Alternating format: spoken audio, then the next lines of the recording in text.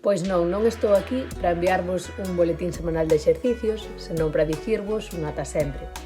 Seguramente o curso que ven non me toque de profe na estrada, pero quería dicirvos que foi un placer comezar a miña carreira como profesora de galego con vos, que fostes un grupo pequeno, pero que deu moito de sí. Aarón, sigue así de traballador e de respetuoso. A verdade é que és tan discreto que case non se nota que estás na clase, pero cando faltas hai un oco moi grande. Cibrán, non perdas nunca a túa espontaneidade e a túa simpatía. A verdade é que dá gusto entrar cada día na clase e atopar o teu enorme sorriso e tamén esa maravillosa capacidade que tes para rirte de ti mesmo. Noa, transmites moita paz sempre con ese sorriso na cara. Quedoume pena de non ter falado máis contigo cando te atopaba cada mañá na porta do instituto. Mantén sempre esa serenidade e ese brillo nos ollos. Pablo Bamonde, que vou dicir de ti que xa non saibas? Que ao final non era tan fero o león como pintaban e que me quedou mágoa de non poder seguir apostando contigo as notas dos teus exames, en que creo que me acabarías arruinando, pois estabas mellorando moito últimamente. En que despois no confinamento non quixera saber nada de mí, pero perdóncho. Elías, que tes un galego precioso, que o coides e que manteñas esa mestura de carácter de home feito de dereito coa pillería do neno pequeno que te caracteriza, que é moi interesante esa mezcla e que me fixeches moito rir. Sara, és unha alumna cun comportamento exemplar.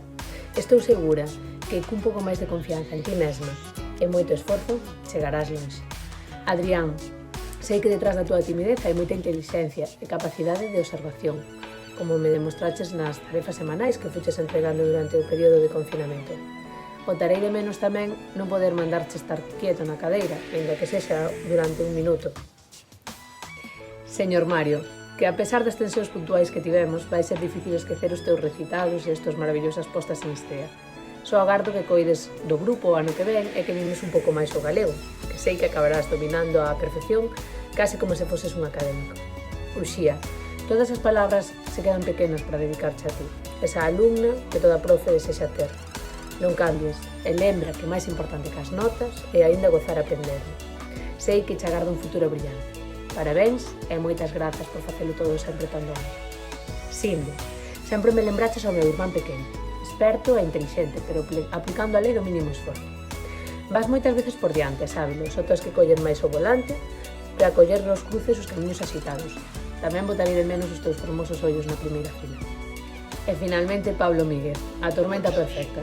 Non sei se chegarás a futbolista de éxito, pero sei que tes un corazón grande e que cando queres tes capacidade de sobra para conseguir o que se che antolle. Só tes que querer. Moita sorte nas clases e tamén na vida. E a todas e a todos dicirvos que pasedes moi feliz verán, que o merecedes despois destes meses de peche e que valoredes moito o equipo de profes que tedes o número 1, que sodes realmente sortudos por contar con eles. Ao mellor non o vedes agora, pero valoraredelo co paso do tempo. Moitas apertas e moitas grazas por todas as risas que botamos xuntos este ano. Foi un placer.